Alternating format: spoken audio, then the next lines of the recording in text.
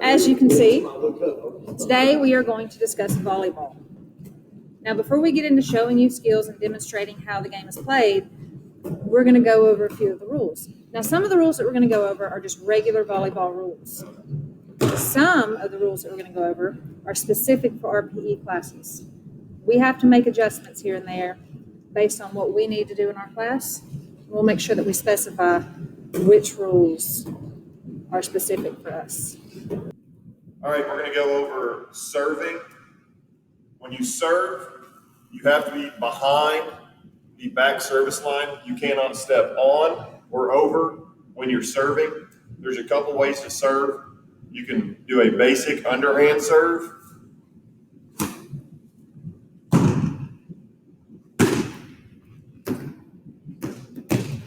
You can do a more advanced overhand serve.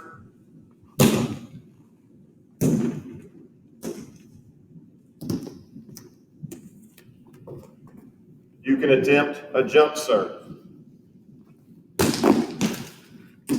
If the ball hits the net on the serve and goes over, it's live.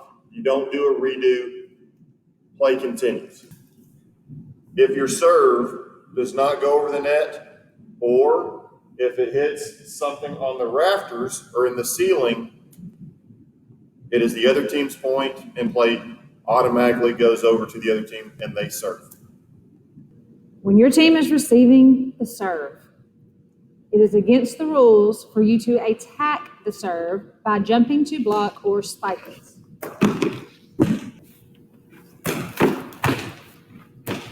In volleyball, if you touch the net, the other team gets the point and the ball. In our class, if you touch the net, not only do you lose the point and the ball, but you also have to do 10 push-ups. This is mainly because volleyball is nice enough to let us use their nice nets, so we want to take care of them. Stay out of the net. You're not a fish. When passing the volleyball, there are some important rules that you need to understand. First off, anytime the ball is below your head, you are going to do what is called a bump or a forearm pass. For the bump or the forearm pass, your hands need to be together, and then you will close your thumbs flat.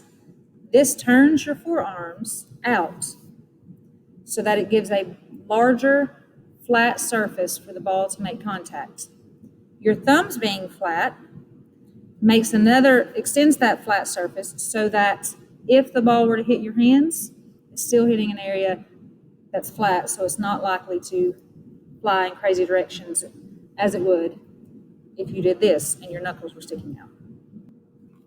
When you pass the ball, you want to make contact with your forearms, but you do not want to swing your arms because the ball is going to go wherever your forearms are pointing.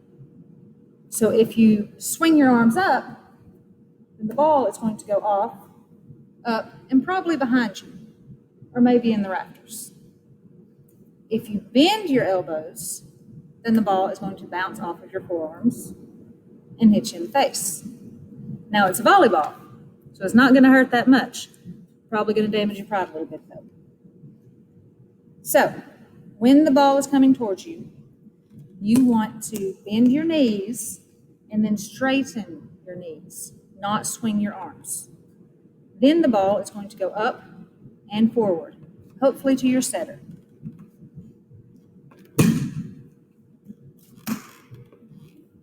That is the correct way to pass the ball if it is below your head, with the forearm bump pass. You cannot have your hands separate. You cannot hit the ball up with open hands. Even if you reach with one hand, still has to be closed. You cannot hit the ball with an open palm below your face. And that is how you pass volleyball. The other type of passing that you'll use in volleyball is the overhead pass or the set pass. Now for this pass, you are going to mainly use these 6 fingers. Your other fingers are going to be there, obviously, and make contact with the ball, but the majority is going to be on these 6. When the ball is coming towards you, if it is head height or higher, then you are going to use this pass. You want to get under the ball so that if you were to drop it, it would hit you in the head. Your main contact again is with those 6 fingers. And you would then push up through the ball so that it goes up and forward.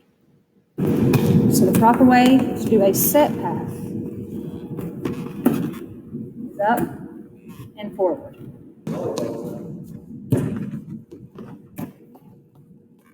Now, in regular volleyball, that's totally legal to get the ball up with your foot if you can't quite make it to it, like Coach Close, because he's old and slow. But in PE volleyball, you have to do push-ups if you kick the volleyball. The reason we do that is to avoid people getting a little too crazy with it, kicking it in the rafters, and kicking it hard. Because if you kick the volleyball, like actually kick it, it can mess up the bladder inside, it can warp it, it can cause it to bust. So no touching the volleyball with your feet in this gym.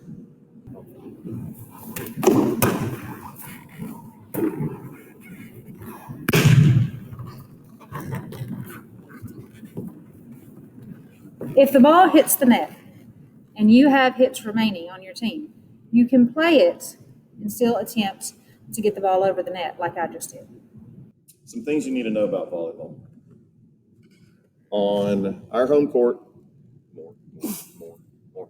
If you'll notice, the sideline is also the baseline for basketball. It continues, changes color, goes to our cardinal, and then transitions into the gray back line. So when we are using a half court setup, we'll have 2 courts set up. The sidelines will be different colors. The back line will be gray. Far sideline is predominantly gray. The 10-foot line also is going to be gray. Now, this line is important because if you're on the back row and you are making a play on the ball, you must jump behind the 10-foot line if you're going to attack a ball.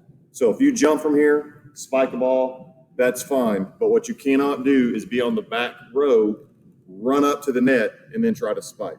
So as long as you take off from behind the 10-foot line, you're fine. The antennas are here as a vertical extension of the sideline. If the ball is outside and goes over, the ball is out. If you have your first hit and it goes outside, your second hit gets it back in play, and your third hit goes over, you're within the rules, you've done everything right. If you hit the antenna, it is out. If you hit a line, it's going to be in. So this is a line judge call for in. This is a line judge call for out. When playing volleyball, you have 3 hits as a team to get the ball from your side of the net to the other team's side of the net. Now, you do not have to use all 3 hits. You can get it back over in 1 or 2, but you really want to use all 3 hits because you want to have someone pass the ball to a setter who can then set the ball to someone who can then spike it. So you would like to use all 3 hits if possible. Now, if your first person receives the serve or the pass back over, and they hit the ball up into the rafters, or it hits the basketball goal overhead, or anything up there, that's how to play, and it comes back down on your side, you still have 2 hits to try to get the ball over the nets.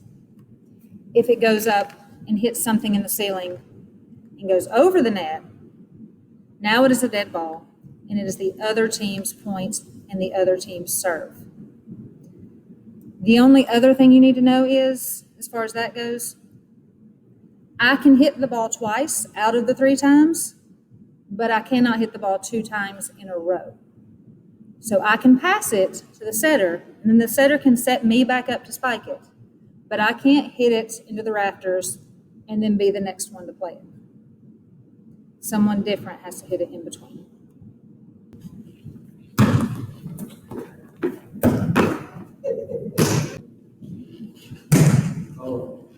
Get it, fella. Boom, in. Ran back to the back line. Oh, God.